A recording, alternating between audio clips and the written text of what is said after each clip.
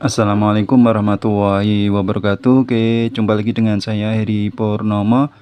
Oke, pada video kali ini saya ingin berbagi informasi aja ya tentang regulator rectifier ya, atau biasa kita kenal dengan kiprok. Dan komponen ini biasanya dipakai di sistem kelistrikan sepeda motor untuk sistem pengisian ya. Nah, kiprok atau regulator rectifier ini berfungsi untuk mengubah arus listrik ya, mengubah arus listrik ini dari AC ke DC. Jadi spool atau alternator di sepeda motor itu bisa menghasilkan listrik ya, tapi listriknya bentuknya AC seperti AC arusnya itu AC ya, seperti arus di rumah itu juga AC. Nah, kemudian komponen-komponen di sepeda motor itu biasanya menggunakan arus DC ya. Jadi butuh banyak arah atau mengubah arus listrik menjadi AC dari DC. Nah, komponen yang ada di dalam sini ini biasanya namanya dioda ya. Dioda. Nah, dioda itu bentuknya itu seperti ini biasanya ya. Bentuknya seperti ini. Nah, ini adalah salah satu komponen untuk mengubah arus listrik dari AC menjadi DC. Nah, komponennya namanya dioda ya. Jadi di dalam ini ada yang namanya dioda. Jadi bentuknya seperti ini, seperti itu ya. Oke, selanjutnya fungsi daripada kiprok ini untuk menstabilkan tegangan ya. Jadi mengatur tegangan listrik yang masuk kaki tetap stabil, jadi tidak terlalu rendah dan tidak terlalu tinggi, karena fungsi daripada kiprok ini salah satunya untuk mengisi tegangan baterai. Makanya di fungsi yang ketiga ini mengisi daya aki ya. Jadi mengisi daya aki. Kemudian yang keempat, mencegah overcharge. Jadi ketika mengisi aki ini supaya tidak terjadi kelebihan pengisian atau overcharge namanya, sehingga aki itu tidak sel-selnya tidak rusak ya, seperti itu. Oke, lanjut. Di sini yang saya pegang ini adalah salah satu jenis kiprok yang biasanya saya pakai untuk di sepeda motor Suzuki ya. Nah, di sini kebetulan memiliki 4 kaki. Nah, di sini ada tanduknya ya, seperti itu. Nah, kita ingin mencari biasanya di sini ada 4 kaki ini. Ini hubungannya adalah dari spool, kemudian baterai, kemudian massa, dan terakhir itu ke lampu ya, seperti itu. Nah, ini kita ingin mengetahui bagaimana caranya atau mengetahui jalur mana yang ke baterai, mana yang ke spool, mana yang ke lampu, dan mana yang ke massa ya, seperti itu.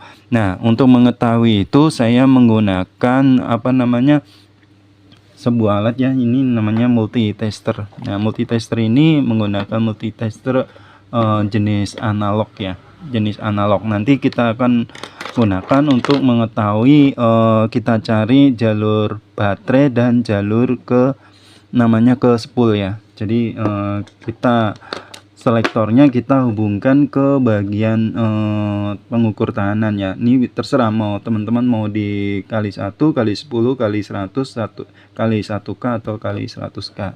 Ini saya arahkan ke kali 10 aja ya, 10K. Nah, kita tes dulu apakah jarumnya bergerak ya. Jarumnya bergerak ya, jarumnya bergerak.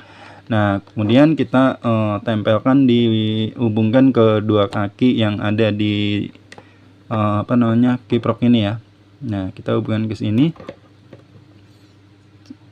bagian sini ya. Kemudian salah satunya kita coba ke bagian sini ya. Nih ya, jarumnya bergerak ya, jarumnya bergerak. Kemudian kita balik ya, ini balik. Oh, jarumnya bergerak ya. Jadi kita bolak-balik, ini jarumnya bergerak semua nih yang bagian sini ya. Kita balik bolak-balik itu jarumnya bergerak, berarti berarti di sini ini salah satunya adalah lampu dan massa ya, tahanan lampu dan massa. Kalau baterai dan spool itu salah satunya kalau kita balik itu nyala, kemudian kita balik lagi itu nggak nyala, seperti itu. Berarti kita cek yang sebelah sini ya. kita cek dulu. Seperti ini ya, nih apakah jarumnya bergerak, kita cek ya. Oh, jarumnya bergerak ya, tuh jarumnya bergerak. Kita coba balik, apakah tidak bergerak, cek seperti ini. Nah, jarumnya tidak bergerak ya, ini jarumnya tidak bergerak. Berarti kalau di sini ini bergerak ya, nih gerak. Nah, bergerak ya, ini jarumnya bergerak. Coba ya, bergerak. Nah, berarti disimpulkan bahwa untuk jalur baterainya itu ke sini ya, ini jalur baterai. Kemudian yang di atas ini jalur dari spool. Nah, ini ke baterai. Kemudian biasanya di sini di samping daripada baterai ini lampu ya, jalur ke lampu. Kemudian masanya itu di sini. Jadi sebaris dengan spool. Nih di sini ini masanya. Ya, seperti itu. Oke, lanjut kita pengecekan yang kedua, kita menggunakan lampu ya, menggunakan lampu. Oke. Kita singkirkan dulu multitesternya. Nah, kita menggunakan lampu. Nah, ini kita menggunakan trainer seperti ini ya. Nih, seperti ini ya. Ya, di sini ada baterai, kemudian kita menggunakan lampu aja. Kita perlihatkan lampunya terlebih dahulu. Oke. Nah, kemudian kita pasang terlebih dahulu ya. Jadi kita pasang nih positifnya ya ke lampu seperti ini ya. Ini udah terhubung ya. Kemudian apa namanya, output dari lampu ini kita sepertikan ini ya, kita pegang dulu sini, kita lepas. Kemudian negatif dari baterai.